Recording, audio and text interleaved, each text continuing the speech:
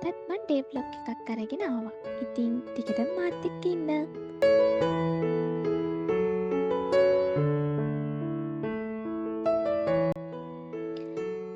මේක 2 days vlog එකක්. මගේ ෆස්ට් ඩේ එක මම ගෙදර හිටියේ. ඉතින් මං ගෙදර ඉන්නකම චූටි වීඩියෝ ක්ලිප්ස් ටිකක් ඔයාලට ගත්තා. මේක තමයි අපේ ගෙදර. ඉතින් උදේ පාන්දරම මේ විදියට තමයි අපේ ගෙදර තියෙන්නේ.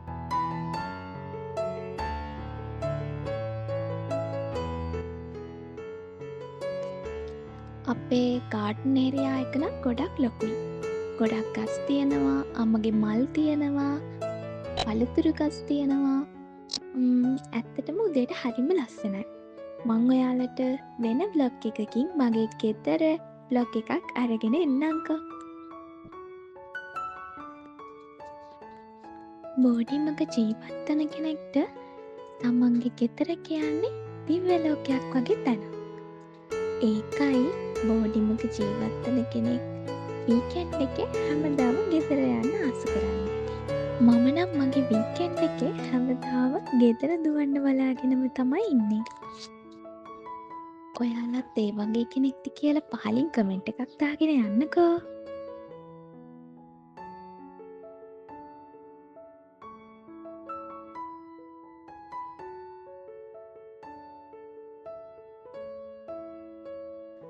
වීකෙන්ඩ් එකේ මම ගෙදර ඉඳලා ආයෙම කොළඹ ආවා වර්ක් කරන්න යන්න.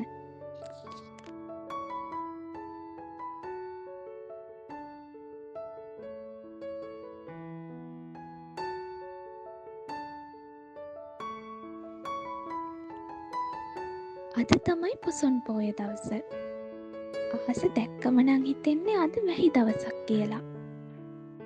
චූටි හුළඟකුත් තියෙනවා වගේ.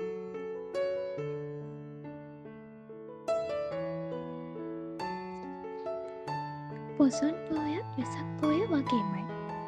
අපි වෙසක් කූඩු පත්තු කරලා, වල් පැල් එල්ලලා, පන්සල් ගිහිල්ලා, බුදුන් වැඳලා, ඒ හැමදේම ඒ විදියටම කරනවා.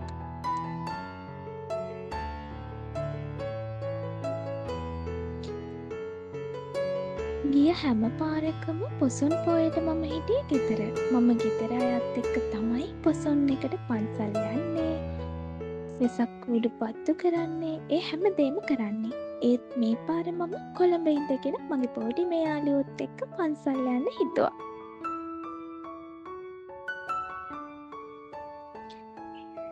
මම මුලින්ම කරේ වොෂ් එකක් දාගෙන මගේ පාඩම් වැඩ ටික ඉවර කරපු එක.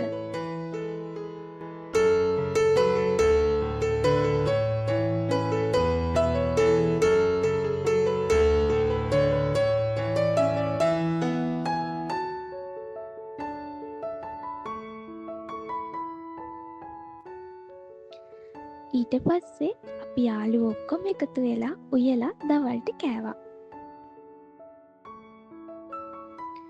අහස කළු කරලා තියුණ නිසා වහී කියලාත් හිතුණා. ඒත් අපි පන්සල් යන්න නම් අමතක කරේ නෑ.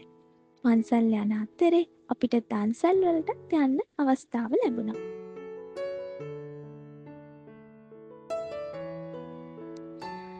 මට දන්සල් වල නම් වීඩියෝස් ගන්න බැරි වුණා. ඒත් මම ගියපු පළවෙනි දන්සලේ වීඩියෝ එකක් ගන්න මං අමතක කරේ නෑ.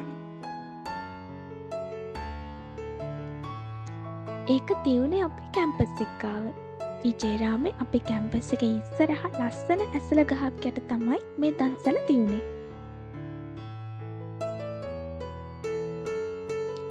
ඊට පස්සේ අපි ගියා පන්සලට. ඇත්තටම පන්සලේ කොච්චර වෙලා හිටියත් අපිට කාලය යනවා දැනෙන්නේ නැහැ. ඒ තරමටම හිත නිවෙන තැනක්. අපි ගොඩාක් වෙලා බෝමළුවේ වාඩි වෙලා හිටියා. පන්සලේ බෝමළුවේ වාඩි වෙලා ඉන්න ගමන් දැනෙන සැනසීම වචන වලින් කියන්න අමාරුයි. ඒ තරම්ම හිතට සැහැල්ලුවක් දැනෙන්නේ. අපි ගොඩාක් වෙලා පන්සලේ ඉඳලා රෑ වෙන්න බෝඩිමට ආවා.